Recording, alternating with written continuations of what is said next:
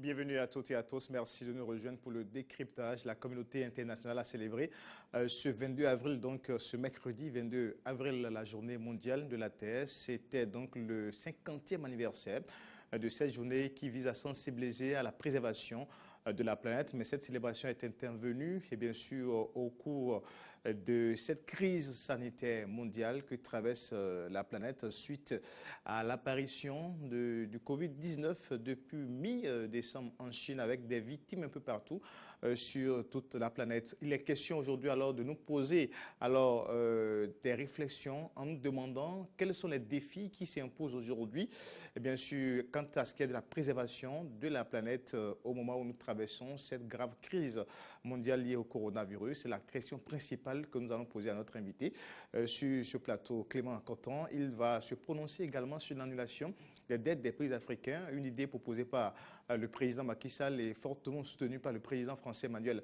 Macron. Voilà donc le menu de ce rendez-vous du décryptage encore une fois. Bienvenue à toutes et à tous. Monsieur Clément Coton, directeur de l'unité de protection pour l'environnement. Bonsoir, Monsieur Coton. Bonsoir, Monsieur le... Merci d'avoir répondu encore une fois à notre invitation sur le plateau de décryptage. Installez-vous. Alors, Monsieur Coton, vous êtes environnementaliste, expert, connu sur beaucoup de fronts au Bénin et également sur le continent. La communauté internationale a célébré donc le 22 avril, journée mondiale de la Terre. C'est la 50e édition, voilà, c'est bien cela. Oui, donc, la 50e, oui. Édition, donc ça fait carrément 50 ans. Mais aujourd'hui, les défis sont encore énormes quand on voit un peu la pression que subit la planète, les questions d'urgence climatique en matière de désertification, en matière de la protection de la faune, de la flore, de la biodiversité en général, et puis les crises économiques et sanitaires. Aujourd'hui, M. Coton, à l'occasion de cette célébration, quel a été le véritable message ? Bon, je crois que le véritable message, c'est tout simplement protégeons notre terre, sensibilisons-nous. Il faut que nous sachions que la terre sur laquelle nous vivons, nous devons la protéger. Et c'est d'ailleurs ça qui a été à la base de l'initiative d'un sénateur américain, Nelson, qui en 1970 a lancé ce mouvement.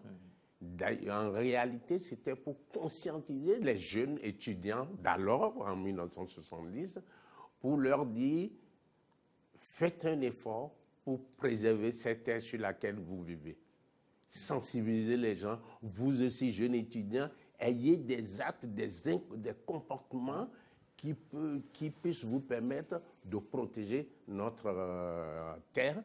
Et c'est comme ça que c'est passé. C'est parti depuis 50 ans. Et ça continue, ça continue. Et malheureusement, le coronavirus s'est fait inviter voilà, dans ce mouvement. Mais ce que nous devons retenir pour la journée mondiale de la Terre, c'est que nous devons comprendre que nos actes que nous posons continuent de dégrader cette terre. Tous les jours, ce que nous posons comme acte ne fait que appauvrir la terre. Donc, nous devons changer de comportement. Mais ça dit qu'en 50 ans, la sensibilisation n'a pas porté ses fruits, c'est cela? Mais oui, non, n'a pas porté ses fruits. Bon. Ça a décollé légèrement. Et vous savez, une sensibilisation dure tout le temps, c'est-à-dire, ça dure dans le temps.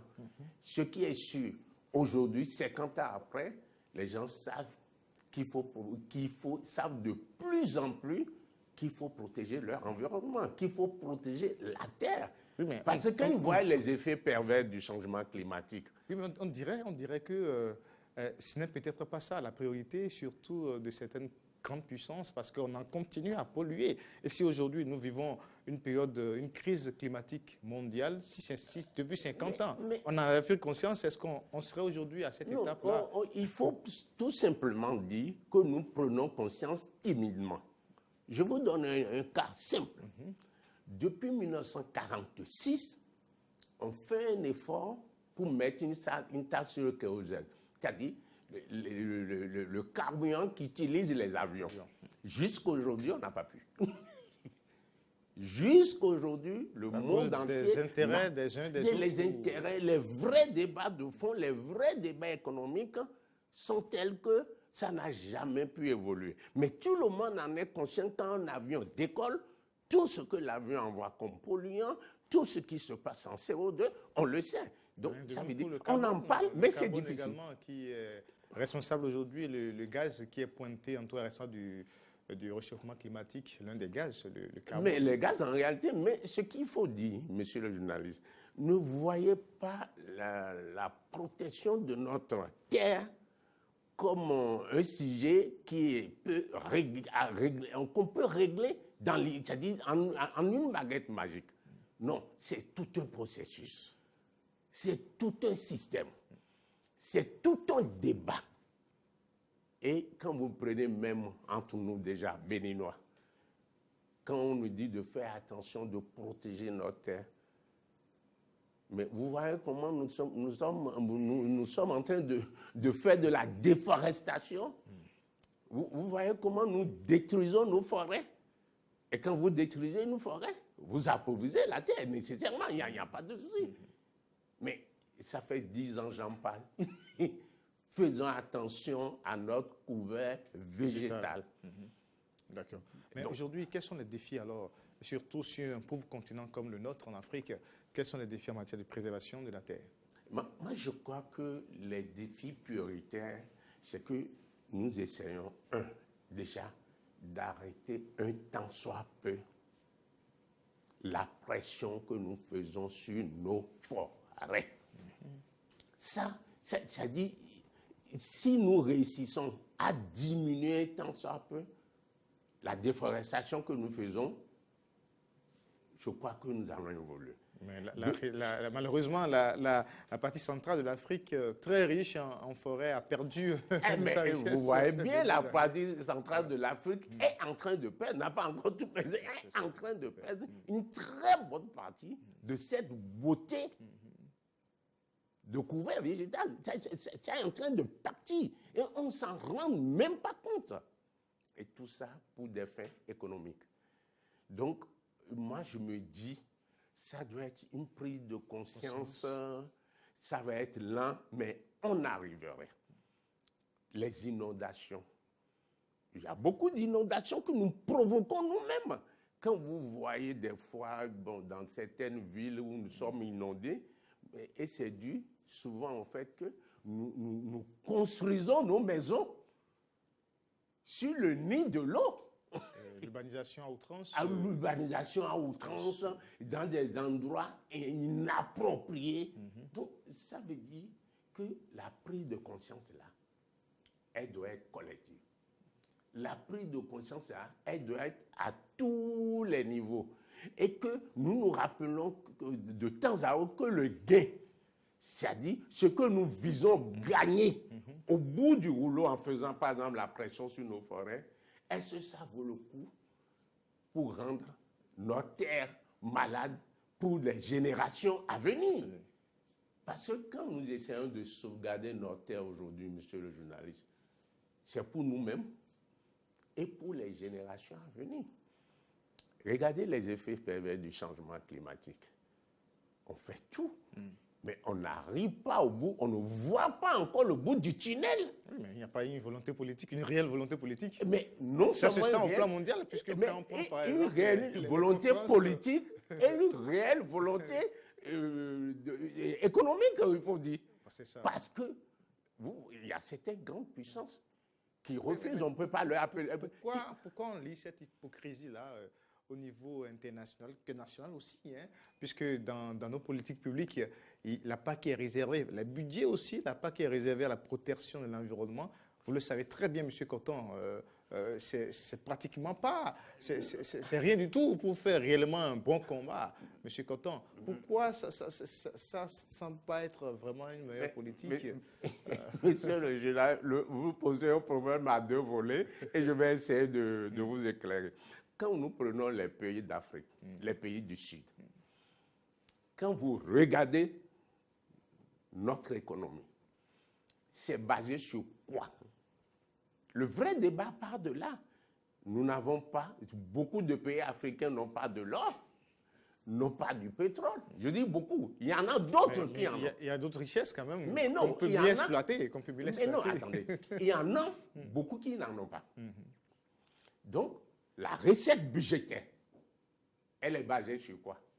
Donc, à partir du moment où votre disponibilité de recettes ou de votre recette financière est basée sur les taxes, sur la fiscalité et autres, et quand on fait la somme globalement, on sait ce qui rentre, et quand on voit les priorités, on dit il y a santé, il y a l'éducation, et on commence par citer, malheureusement, l'environnement se retrouve l'orphelin. Mais vous défendez... Non, je ne défends pas, tu as dit, non, Vous pas défendez. du tout. Est-ce que même les peu de moyens que nous avons, est-ce qu'on les utilise, est-ce qu'on les dépense à bon escient dans les projets? Non, ça c'est un débat typiquement technique et politique que vous verrez en tant qu'environnementaliste. Oui, mais votre appréciation sur sur au moins ce qui se fait en Afrique, quand on parle du Bénin, votre appréciation. Mais non, monsieur le journaliste, quand nous voyons ces genres de courbes-là, nous les environnementalistes, on n'a pas regardé. Parce que la prise de conscience, d'abord, ça part de là. Mais oui, mais la prise de conscience déjà, si vous n'avez pas les moyens, essayez de vous protéger. Et c'est le peuple. C'est pourquoi si vous faites très attention, moi mes débats, c'est un débat citoyen avec mes compatriotes. Tout autre débat ne donnerait rien. L'éveil des consciences. Mais non, je vous donne un exemple. Quand je suis arrivé ici tout à l'heure, comme partout, je dois me laver les mains. Ça, c'est obligatoire. C'est pour qu'on se protège comme coronavirus. Je dois savoir ça. Tous ceux qui rentrent dans votre... C'est-à-dire Donc, dans il faut cette faire maison, la promotion des gestes utiles, des gestes- éco-responsables déjà. Voilà. Donc, nous devons comprendre, quand une situation se pose, nous nous responsabilisons à d'autres échelles, à d'autres niveaux. D'autres responsabilités vont être prises. Mais si déjà nous nous responsabilisons, vous dites, la plupart des pays d'Afrique, y compris le Bénin, vous voulez le dire, nous n'avons pas les moyens réels, c'est-à-dire l'environnement n'a pas les moyens réels de sa politique. C'est ça. Je suis d'accord avec vous. Mais j'ai fait appel à ceux dont vous disposez, ceux dont nous disposons, la plupart des pays africains qui n'ont pas beaucoup de ressources de sous-sol. Et quand on essaie de faire le fait de dispatching, malheureusement, ça donne ce que ça donne là. Mais si en temps, le peuple se prenait beaucoup plus en charge et arrêtait de construire sur le nid de l'eau, Partout, voilà. Cotonou serait moins inondé. Si le peuple prenait ses responsabilités en arrêtant la pression sur les forêts. Parce qu'au bout du boulot, quand ils créent la déforestation, qu'est-ce que ça donne? Ils vont faire, toutes ces arbres coupés là, ils vont faire quoi avec? Du charbon et du bois de La feu. préservation de l'environnement, ce n'est pas forcément une question de gros moyens. Mais non, non. C'est Déjà, un peu ça. non, pas question de gros moyens. C'est une Mais responsabilité monsieur individuelle le d'abord. journaliste, faites l'effort de mettre le citoyen au centre de son environnement. C'est ça. Ce qui se passe ailleurs, oui, on est d'accord, bon, il y a des insuffisances, il y a tout ça, mais si nous-mêmes, nous prenons un temps soit peu Responsabilité individuelle. individuel, on aurait réussi. Donc cela ne passera pas à l'éducation forcément Mais environnementale. non, c'est une sensibilisation. Mais quand vous prenez la journée mondiale de la Terre, depuis 50 ans, le mot sensibilisation est toujours au centre. Depuis 50 ans, on demande à chacun de les actes qu'il pose, il faut qu'il les pose de telle sorte que ça ne porte pas atteinte à la Terre. C'est ça. Depuis 50 ans. Et ça va encore continuer sur 100 ans, 200 ans. Parce qu'à l'allure, ça va. si nous ne nous responsabilisons pas pour freiner un tant soit peu cette pression que nous faisons sur la Terre, mais impossible. Regardez la pollution atmosphérique. Ça, c'est encore un autre débat qui appauvrit la Terre. Et ça, c'est dû à quoi? À nos avions qui jettent tellement de choses là, à nos motos, à nos voitures. Voilà. Tout ce que Et si nous entretenons bien nos voitures? On l'a toujours dit. D'accord. Donc, pour relever ces défis de préservation de la planète, c'est beaucoup plus une question de responsabilité individuelle. Soyons éco-responsables. Voilà. Tout simplement. Ça passe de chaque individu. Donc, cela passe par la sensibilisation et également l'éducation à l'environnement. Voilà. Il faut qu'il se retrouve au centre. Et c'est en cela, je vous dis tout le temps, que nous avons l'article 27 de notre Constitution, un lingot d'or qui revient toujours. Quand vous dites que vous avez droit à un environnement sain et le devoir de le défendre, vous voyez, si vous responsabilisez, vous restez dans un environnement sain.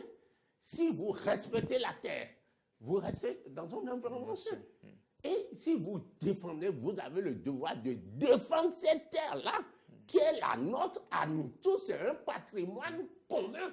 Ce n'est pas un patrimoine d'un Américain, d'un Français. Ce n'est pas l'apanage d'un X ou d'un Y, mais c'est tout le monde. Ça nous appartient à nous tous. Donc, chacun à son niveau doit pouvoir défendre. Mais c'est vrai que la célébration cette année est passée presque inaperçue parce que le monde entier aujourd'hui est retenu par la pandémie liée au coronavirus et ça nous amène déjà à faire la transition vite trouvée aujourd'hui puisqu'on ne pourra pas dire un mot sur les plateaux aujourd'hui sans faire allusion à la pandémie du Covid-19. Il a été proposé par plusieurs pays, mais bien avant cela, au cours de votre dernier passage sur cette émission, et ce que nous avons également lu dans quelques revues aussi, vous avez insisté sur la chaîne de solidarité internationale. Et c'est un peu ce qu'on a constaté ces derniers jours avec donc, les soutiens, les partenariats de soutien un peu partout et surtout l'idée du président Macky Sall qui proposait l'allègement de la dette des pays africains, fortement soutenu par le président français Emmanuel Macron. Même si cette idée n'est pas l'Argentine nationale béninois n'est pas d'accord, il propose autre solution. Alors déjà, par rapport à cela, qu'en dites-vous? Non, moi je vous l'ai dit, je crois, sur une chaîne américaine, une radio américaine et un peu partout, que à la rue, nous allons Covid-19 en ce qui concerne les pays du Sud, pour ne pas dire les pays africains. Les pays du Nord, pour ne pas dire les pays développés, doivent organiser une chaîne de solidarité envers ces pays du Sud. Et elle est incontournable. Je l'ai dit quelques temps après, quand j'ai vu, je crois que dans les journaux, le président Macron qui parlait déjà d'une subvention à l'Afrique, je crois des millions d'euros, des trucs comme ça, qui parlait déjà d'une subvention. C'est-à-dire d'un aide d'abord. Et c'est après, on a tous vu comme vous, l'annulation.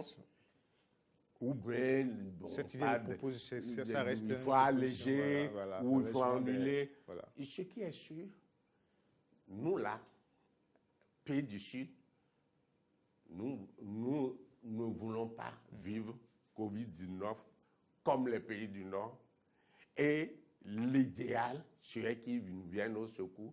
D'une manière soit d'une autre, moi je dis, ce qui m'intéresse, c'est qu'ils nous viennent en aide. Mais pourquoi chaque fois l'Afrique va tendre la main? Mais non, écoutez, si la maison de votre voisin chaque brûle, fois tendre la main aux autres. Non, ça ne tend pas la main. Chacun tire son épingle du jeu. Quand nous avons vu Covid-19 débarquer, vous ne verrez plus dans beaucoup de pays africains beaucoup de coopérants européens. La situation a obligé ces pays du Nord à rapatrier tous leurs compatriotes. Situation exceptionnelle, mesure exceptionnelle, mais tous ceux-là qui sont partis là, ils sont sur des projets, ils sont sur des... Donc, c'est tout un système qui est bloqué. Covid-19, la crise sanitaire est un débat entier. À côté de la crise sanitaire, là, la crise économique. Pas de récession, et puis voilà. Mais il y a tout un tas. C'est-à-dire, autour, il y a beaucoup de problèmes. Donc, quand tous ceux-là sont partis, ces projets restent en essence dans les pays d'Afrique. Avec quelques collègues, nous échangeons pour voir comment ça se passe. Tout est au ralenti. Mais si en temps vous ne nous aidez pas et ça continue de brûler, bon, c'est nous qui avions besoin de ces projets. OK, pas de souci. Mais si en temps la crise sanitaire perdurait, et on souhaite vivement que ça s'arrête, ça a commencé d'ailleurs par diminuer. On va reculer un tout petit peu. Peu, ça baisse. Mais quelque part, les gens finiront par dire, mais au fait, ce qui se passe là-bas doit nous intéresser. Donc, c'est pourquoi, dès le départ, je dis, cette histoire de Covid-19 doit être traitée dans les pays du Sud avec une chaîne, ce serait une chaîne de solidarité. Il n'y a rien à faire. On ne peut pas contourner. Maintenant, quelle est la forme qu'il faut donner? Allègement de dette, annulation de dette, des subventions. Moi, ça, c'est des... Peut-être également des transferts de compétences. Oui.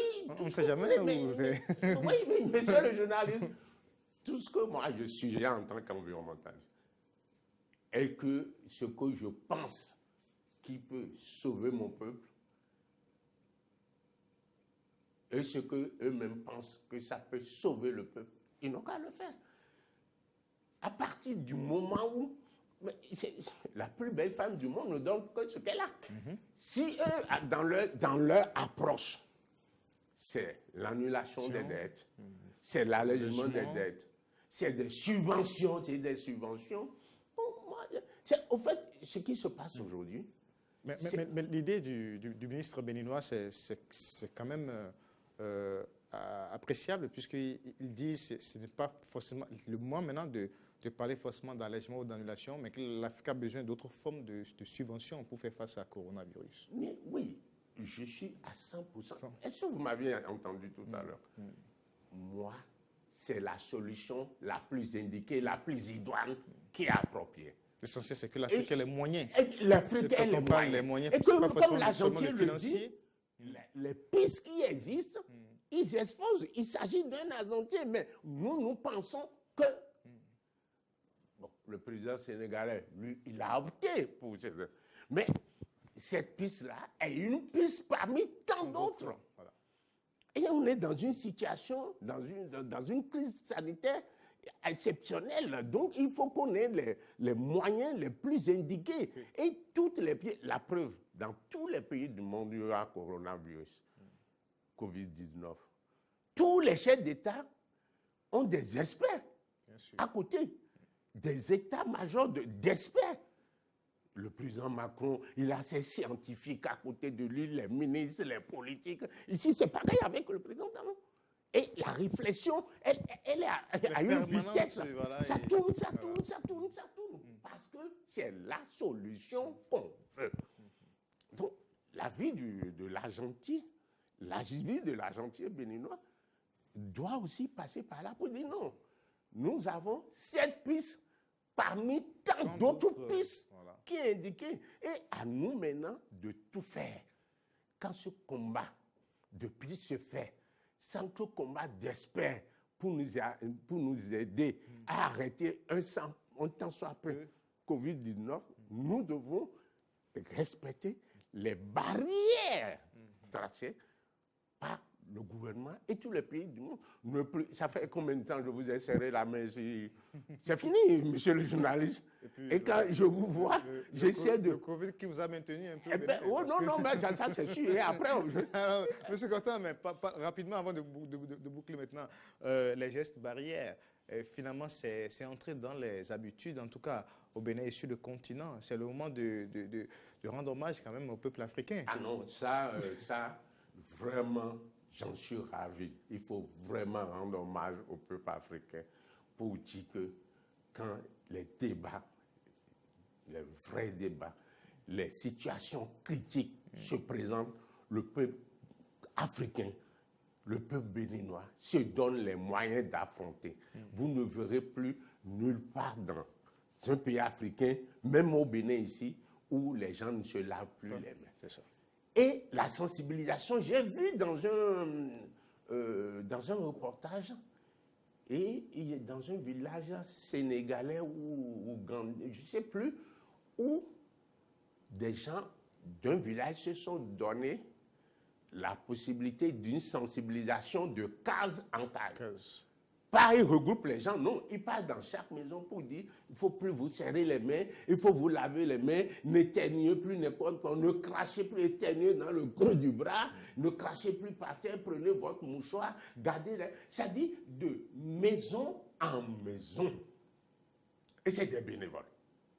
Ça veut dire que l'Afrique a réellement compris et a pris ses responsabilités. Et c'est pareil au Bénin. J'en suis tellement ravi. Depuis le temps que je suis passé chez vous ici, ça fait presque 2 semaines. Mais vous passez dans Cotonou, ça se respecte. Les quelques difficultés qu'on a, c'est la descente d'un mètre qui pose encore quelques problèmes dans certains centres de... Dans certains... centres urbains, surtout dans les marchés. Les marchés, les supermarchés, et ça crée quelques problèmes, mais ça va aller. Les ports de masque aussi. C'est rentrer dans nos habitudes, les gens les portent. Et il faut aussi rendre hommage à la police républicaine béninoise. Dès le départ, ils ont fait un travail parfait. Et tout le monde a compris. Et aux autorités également, chef de la santé, qui jusque-là, en tout cas, ne dorment pas. Ah mais, non, ça c'est l'état-major bis du traitement Covid-19. Le ministre de la Santé est omniprésent 24 heures sur 24. On se demande s'il a le temps de se donner quelques heures de sommeil, mais comme la situation est critique, nous le soutenons et nous disons bravo. Et bravo au peuple béninois et bravo aussi au gouvernement, parce que désormais on a de croquis au Bénin. Vous criez déjà victoire sur Covid-19, c'est ça? Mais non, mais la victoire, mais au fait, monsieur le journaliste, on ne pouvait pas être rassuré à 100% de cette prise de conscience du peuple africain, de cette prise de conscience du peuple béninois face à ce danger. Quand l'Italie a enregistré le premier cas, vers les février, début mi-février, un mois après déjà c'était l'hécatombe. Mais le Bénin, depuis un mois, on a eu un premier cas. Mais non, on a eu... La situation est un peu sous contrôle. Oui, on a eu un seul cas. Le décès. À l'âme de cette dame. Qu'on aurait pu éviter aussi. Mais qu'on aurait pu éviter si elle avait parlé. Très tôt, et si ses prochains, ses voisins, ses parents avaient parlé. Bon, nous disons ce qui est arrivé. Ce qui devait certainement arriver. Mais depuis lors, vous voyez, le Béninois même se dit, et d'ailleurs les sensibilisations que nous faisons aujourd'hui aussi, nous essayons d'informer les populations pour dire, si vous soupçonnez même des cas, même si ce n'est pas vous, et c'est votre voisin, vous soupçonnez, dénoncer. Ce n'est pas une mauvaise dénonciation, ce n'est pas mauvais, c'est pour le sauver et sauver votre maison, parce que si c'est votre voisin à 2 clôtures, à 2 portails de vous, et vous ne dites pas, ça prend le portail jusqu'à côté, et après ça tombe chez vous. Encore que c'est un peu complexe, et sa propagation est rapide. Mais c'est rapide. Covid-19, c'est-à-dire, ce virus est rapide, c'est en éclair que ça part. Donc, les Béninois ont compris maintenant qu'il faut parler et essayer d'attirer l'attention sur les voisins, et que soi-même là, on se dit, nous avions besoin de ça, et nous avions besoin de nous protéger. D'accord, merci.